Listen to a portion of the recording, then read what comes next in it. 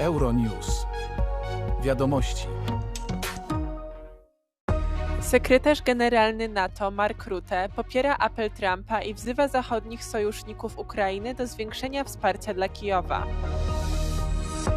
Premier Słowacji Robert Fico oskarżył opozycję o próbę organizacji zamachu stanu w związku z narastającymi demonstracjami przeciwko jego polityce zagranicznej. Donald Trump udziela w Fox News swojego pierwszego wywiadu jako prezydent Stanów Zjednoczonych. Jak twierdzi, powrót do Białego Domu wymagał od niego dużo pracy. Rumuńscy producenci ziemniaków zmagają się z rosnącymi kosztami i niedoborem siły roboczej. Z powodu tych trudności produkcja ziemniaków w Rumunii maleje. Sekretarz generalny NATO Mark Rutte wzywa zachodnich sojuszników Ukrainy do zwiększenia wsparcia dla Kijowa. Popiera także apele prezydenta USA Donalda Trumpa o zwiększenie budżetu obronnego Europy. Wydatki obronne państw Europy Zachodniej wynoszą obecnie średnio 2%. Rutte zgadza się z Trumpem, że powinny być znacznie większe. Na spotkaniu Światowego Forum Ekonomicznego w Davos szef sojuszu dodał, że europejski przemysł obronny zbyt wolno wprowadza innowacje. I think Donald Trump is right here that we are spending not enough, and anyway we have to get it into a balance with what the US is spending.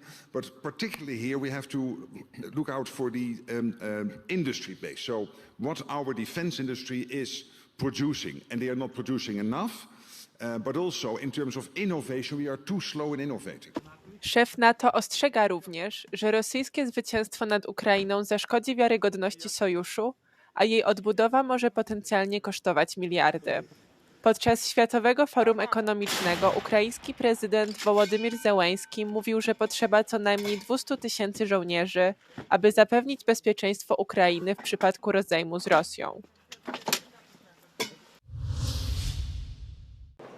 Almost 3 years into the full-scale invasion of Russia into Ukraine, and we are hearing this year the messages from President Zelensky and the administration with some narrative changing. Ukraine is now speaking more from the position of a strong partner and the position of power addressing the world.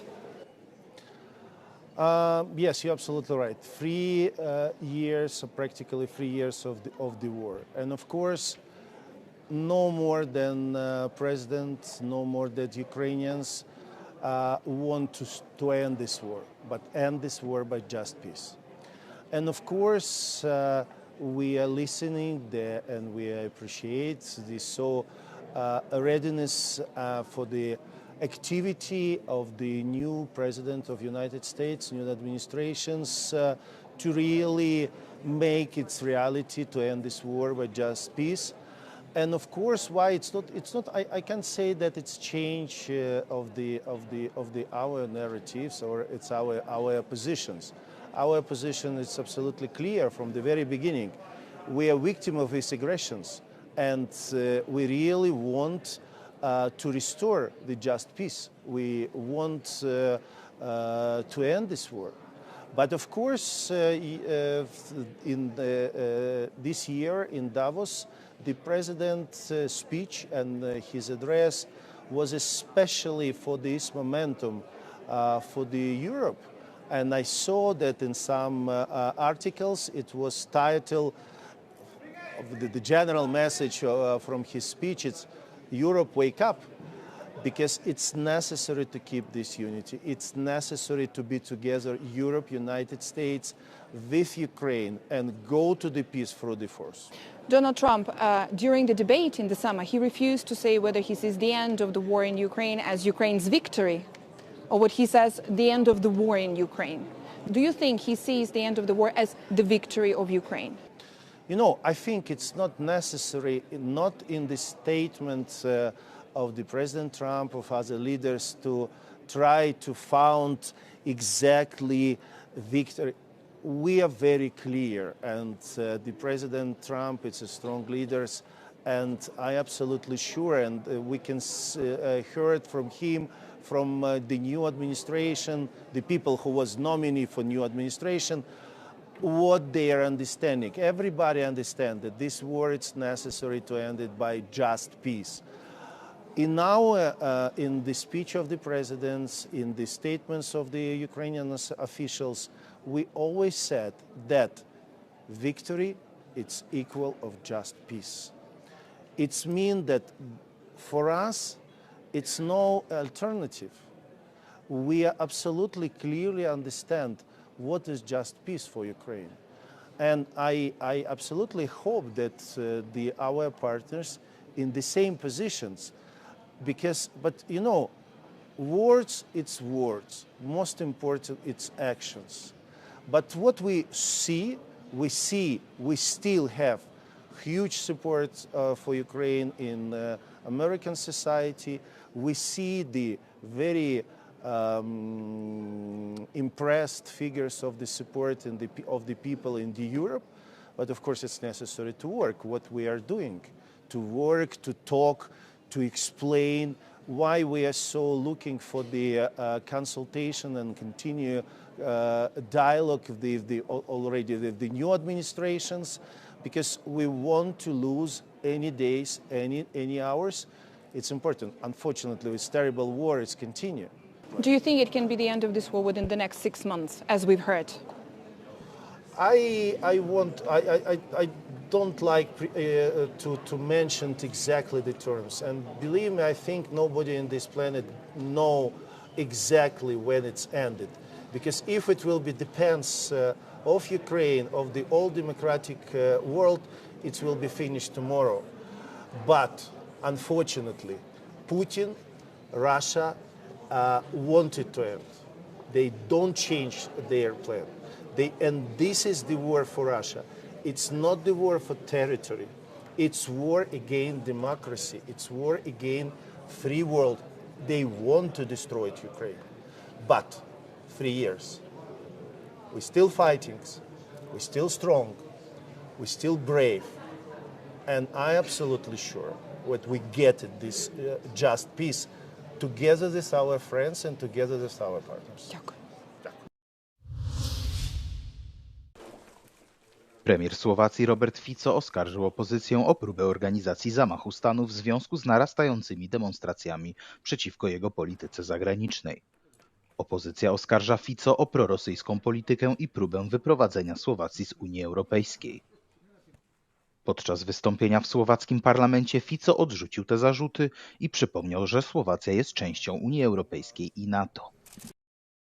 Vidíme štruktúru, ktorá chce zneužiť tieto stretnutia a tieto mítingy, predovšetkým na možný stret s bezpečnostnými zložkami štátu, aby ešte viacej sa eskalovalo napätie, aby ešte viac dochádzalo k agresivite. Na Słowacji trwają protesty przeciwko domniemanym powiązaniom Fico z Rosją. Demonstracje rozpoczęły się w grudniu po spotkaniu premiera z prezydentem Rosji Władimirem Putinem w Moskwie. Fico często krytykuje unijne sankcje nałożone na Moskwę w związku z wojną na Ukrainie. We wtorek partie opozycyjne wycofały wniosek o głosowaniu nad wotum nieufności. Donald Trump udziela w Fox News swojego pierwszego wywiadu jako prezydent Stanów Zjednoczonych. W rozmowie z Seanem Hannity mówi, że powrót do Białego Domu wymagał dużo pracy. Nie obeszło się też bez krytyki Joe Bidena.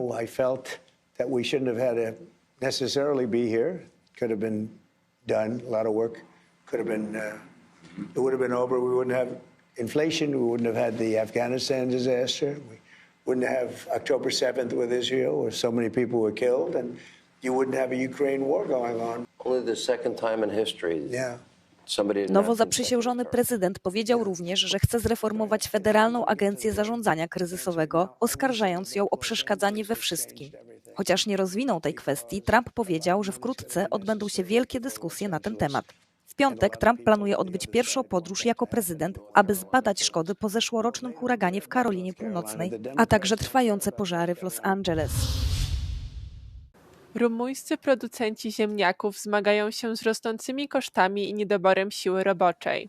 Z powodu tych trudności produkcja ziemniaków w Rumunii maleje każdego roku. Rolnicy mówią, że siła robocza jest coraz droższa i trudno znaleźć pracowników. W 2024 roku w Rumunii zebrano najmniej ziemniaków od 8 lat, mimo że jest tam 1/3 europejskich upraw tego warzywa. Pomimo że produkcja jest na historycznie niskim poziomie, popyt nadal rośnie. Skutkuje to wzrostem importu, co przekłada się na wyższe ceny. S-a terminat cu vânzările. Foarte slab. S-a scumpit. Înainte luam cu 2 lei, 2 lei 50, acum e 3, 3 jumate. Depinde fiecare cât are de mult. Aby nadążyć za popytem, Rumunia importuje ziemniaki, głównie z Polski. Jednak produkcja w Polsce też maleje w ostatnich latach, a to może sprawić, że na rumuńskie stoły trafi jeszcze mniej ziemniaków. Organizacja ekologiczna Greenpeace wygrała batalię prawną przeciwko państwu holenderskiemu, które musi teraz podjąć więcej środków w celu ograniczenia depozycji azotu. Sąd w Hadze ogłosił to w orzeczeniu wydanym w środę. Decyzja sądu zmusza holenderski rząd do ograniczenia emisji do 2030 roku.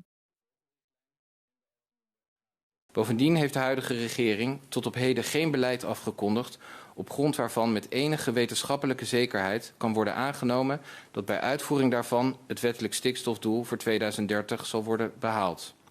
De rechtbank zal de staat dan ook een dwangsom opleggen voor het geval het wettelijk stikstofdoel voor 2030. Sąd podkreślił, że jeśli Holandia nie nałoży wystarczających środków regulacyjnych w celu ochrony środowiska, istnieje ryzyko, że nie będzie przestrzegać unijnego prawa. Krajowy Plan Obszarów Wiejskich, wprowadzony przez poprzedni rząd, kwestię zrównoważonego rozwoju traktował priorytetowo. Program ten jednak został zlikwidowany przez obecny rząd Holandii.